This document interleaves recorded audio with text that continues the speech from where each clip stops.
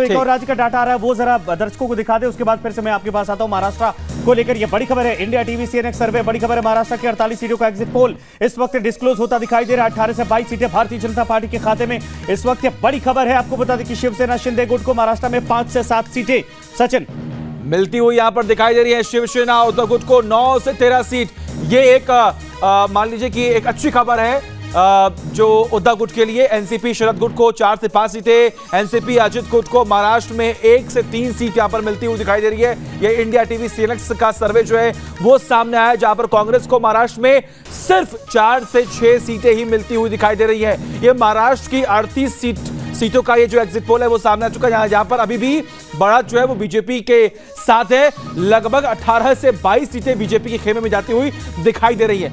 48, जी हां, तो 48 सीटों का सर्वे देखिए। यहां क्षेत्रीय शत्रप जो है वो जाहिर सी बात है, अगर शिवसेना टूटी थी उसके बाद यह आकलन किया जा रहा था कि दोनों गुटों में से किसको मार्जिन होगा। हालांकि शिंदे गुट एनडीए की तरफ है और उद्धव गुट है इंडिया गठबंधन की तरफ, लेकिन इन सब के बीच में बड़ी खबर है कि भारतीय जनता पार्टी को भी अच्छी खासी सीटें यहां से मिलती हुई दिखाई दे रही है। इंडिया गठबंधन की बात करें तो महाराष्ट्र में 13 से 19 सीटें, जो कि उद्धव गुट के नंबर को लेकर इस वक्त आता रहा। 49 में से अच्छी खासी यहां पर भी एनडीए यहां पर 30 से 36 सीटों के मार्जिन के साथ आगे है।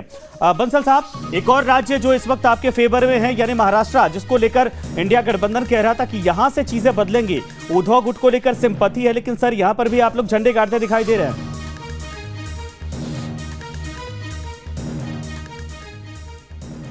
मैं आपको बताना चाहता हूं कि आप अभी करेक्ट करेंगे। महाराष्ट्र में हमारी सीटें इससे ज्यादा बढ़ेंगी, एनडीए की बढ़ेंगी। और बंगाल में जो आपने केवल 19 सीट हमको दिखाई है, बंगाल में किसी भी कीमत पर हम 25 से कम नहीं प्राप्त करेंगे। 25 से लेकर 30 सीट तक बंगाल में हम प्राप्त करेंगे। ठीक है सर, बंगाल को लेकर पूरा डाटा भी आ रहा है, वो भी हम आपको बताएंगे। पहले महाराष्ट्र को लेकर ये बताइए ना सर कि ये जो आप कह रहे हैं कि यहाँ सीटें और बढ़ सकती हैं, वो मैंने आपके स्क्रीन पर देखा आपने। बिल्कुल सर, वो आंकड़े सर, वो डेटा जो है वो ऊपर नीचे हो रहे हैं। वो एग्जैक्ट डेटा तब आएगा जब हम उसे बताएंगे। अभी फिलहाल महाराष्ट्र का डेटा जो है वो एग्जैक्ट हम तक पहुंचा है। उसका एग्जिट पोल हम आपको बता रहे हैं। 48 सीटों में से आखिर क्या आंकड़े किसके पास कितने जा रहे हैं, ये हम आपको ब्रीफ कर रहे हैं।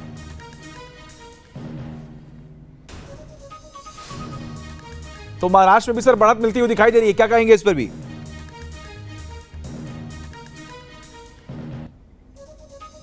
महाराष्ट्र में हमको इससे ज्यादा मिलेगी। मेरे पास जो अपना फीडबैक है, उसमें 38 से लेकर 40 सीटें एनडीए को महाराष्ट्र में मिलेंगी। अच्छा बंसल साहब, एक सवाल का जवाब दीजिए। कहा जा रहा है कि इस चुनाव में आप लोगों ने बड़े चतुराई से पूरा कैंपेन जो है कि राहुल वर्सेस मोदी, मोदी वर्सेस राहुल कर दिया, जो आप लोगों के लिए फेवरेट, एक तरह से फेवरेट फील्ड होती है, फेवरेबल ग्राउंड होता है। क्या ये जो मार्जिन बढ़ता जा रहा है, ठीक है, काम है, मुद्दे हैं, आप लोग ओपनली सारे फैसले लेते हैं, ये भरोसा होता है, लेकिन जहां पर टफ फाइट की स्थिति है वहां पर भी बीजेपी के लिए इतना भरोसा, कहीं ऐसा तो नहीं कि राहुल के नाम पर बीजेपी को अपने आप फायदा हो गया और ये ग्राउंड आप लोगों ने तैयार किया, उसका बेनिफिट होता दिख रहा है?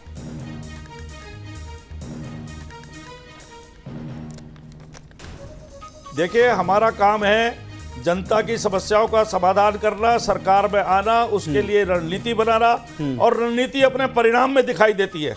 अब उसके कारण क्या है ये आप लोग खोजिए।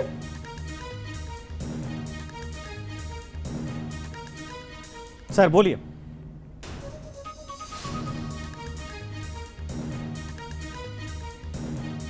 ठीक है बंसल साहब, लेकिन अभी अच्छा अब आता हूं सर, आता हूं। एक और राज्य का डाटा आ जाता है, मैं लगातार आपसे विश्लेषण करता रहूंगा। मैं चाहूंगा कि आप हमारे साथ बने रहिए।